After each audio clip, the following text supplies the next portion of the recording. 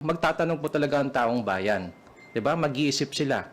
Bakit hanggang ngayon wala pa rin pong pahayag si Vice Presidente Sara Duterte patungkol sa mga issue dyan po sa West Philippine Sea? Ano po ba ibig sabihin yan? So hindi naman po bobo ang mga Pilipino at alam nila kung ano po ang ibig sabihin yan. And that is why we are calling for our public officials, our co-workers in the government, na kung magkakasalungat man po tayo sa mga pulisiya, sa mga programa, pero pag-usapin na po sa ating teritoryo at sa ating bansa, dapat united ang ating pong statement. At sa ngayon, ang ating Vice Presidente lamang wala pong salita or pahayag patungkol po sa issue ng West Philippine Sea.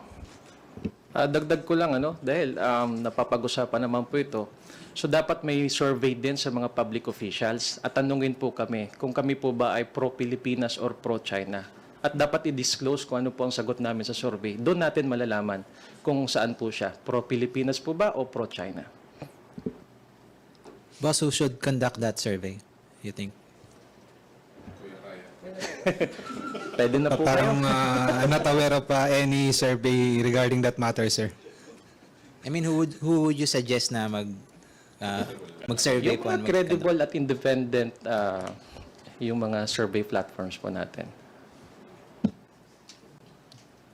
I think may sasabihin nata kay Boss Aki.